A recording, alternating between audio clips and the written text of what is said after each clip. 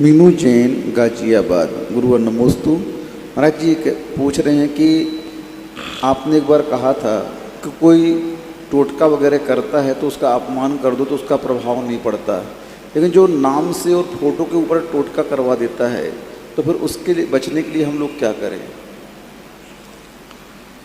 एक तंत्र विद्या होती है, यंत्र मंत्र तंत्र। तंत्र विद्या के ऊपर मैंने सवाई माधोपुर के चतुर्मास में 1 हफ्ते प्रवचन दिया था। तंत्र क्या है? तंत्र एक ऐसी शक्ति है जो हमारे भय के कारण उत्पन्न होती है। झूठी नहीं है, सही है, लेकिन भय के कारण उत्पन्न होती है। उसको यदि हम एक्सेप्ट ना करें, तंत्र तुम्हारा कुछ भी नहीं बिगाड़ पाए। हम एक्सेप्ट करते हैं। मंत्र शक्ति हम स्वीकार करें या नहीं करें, मंत्र से यदि किसी ने कुछ किया है तो इफेक्ट करेगा। यंत्र शक्ति तुम कितना भी भाव करो या नहीं करो, यंत्र चल गया तो चल गया, गोली चल गई तो वो तो लगेगी, तलवार चल गई तो वो तो लगेगी, हाथ मशीन में चला गया तो कटेगा। ये यंत्र शक्ति है, यंत्र। और मंत्र शक्ति यदि किसी ने मंत्र का सहारा लिया है तो मंत्र शक्ति कभी खाली नहीं जाती, क्योंकि मंत्र में किसी को आदेश दिया जाता है और वो मंत्र के द्वारा सिद्ध हुआ जिसको आदेश दिया जाता है वो अमोघ होता है, वो अपना कार्य करता है।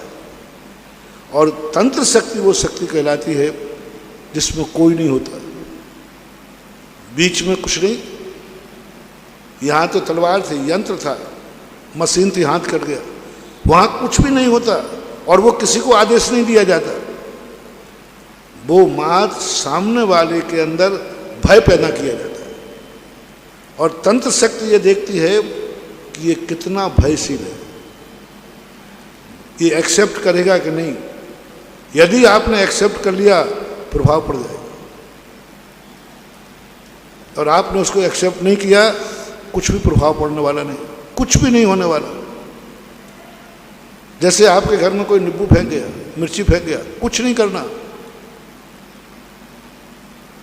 आपको हिम्मत हो तो जूता नहीं पहने हो तो जूता और पहन लेना और एक लात मार के कर देना, गारंटी मेरी है, तुम्हारा कुछ नहीं बिगड़ेगा और जिसने फेंका है उसकी हवा खिसक जाएगी। तंत्र विद्या का अपमान कर दो, उसकी तंत्र विद्या खत्म हो जाएगी और तुम उसका सम्मान कर दो। और इसने फोटो पे कुछ कर दिया, एक्सेप्ट हो गया, आपने स्वीकार कर। इसने मेरे घर में नींबू डाल दिया इसीलिए वो दुकान नहीं चल रही। महाराज जी क्या बात? तो बोले महाराज जी कल लौंगे मिली थी मेरी दुकान में। हो गया बेटा, अब तो दुकान तो चलेगी नहीं। एक्सेप्ट मत करो। तंत्र का सबसे बड़ी शुरू है, तुम उसको स्वीकार मत करो। और स्वीकार कर लिया जाए तो उसको दूसरे ढंग से उसको उतारा जाता है। उसको इस ढंग से कर दिया जाए कि वो समझ लिया कि उतार दिया है। एक उदाहरण देता हूं तंत्र विद्या का।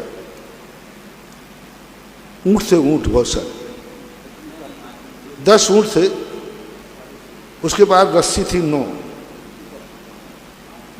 तो पड़ाव पे गया तो बेटा कहता है पापा रस्सी तो 9 है, अब 10वें ऊंट को कैसे बांधे? बोले मूर्ख, ऊंट को बांधना कोई रस्सी की जरूरत होती है क्या? तो बोले पापा रस्सी के बिना कैसे बंधेगा, रात में भाग जाए? बोले नहीं भगेगा, ये ऊंट है।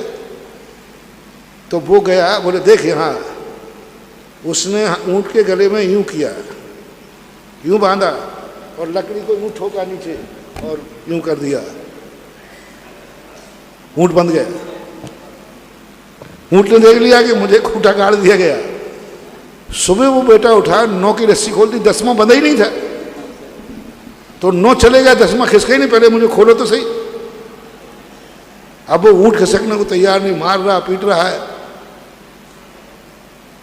वो जा ही नहीं रहा। तो पिताजी वो तो जा ही नहीं रहा, कोई भूत लग गया, ऊपरी बाधा हो गई। बोले बेटा उसे खोला के नहीं? बोले वो तो बंधा ही नहीं है। बोले मूर्ख, वो बंधा है, वो बंधा है, ऊंट की खूंटी गड़ी है अभी भी। वो गया, ऊंट की खोली खोली यूं किया, ऊंट दौड़ के चला गया। इसको बोलते हैं तंत्र विद्या। सुन रहे हो रे ऊंट लोगो, तंत्र विद्या ये कहलाती है। उस तंत्र विद्या के जीतना बहुत कठिन होता है। मंत्र विद्या से व्यक्ति बच जाता है, क्योंकि उसके पास भी मंत्र है, उसके पास भी मंत्र है तो बच जाएगा। भारी मंत्र है, बच जाएगा।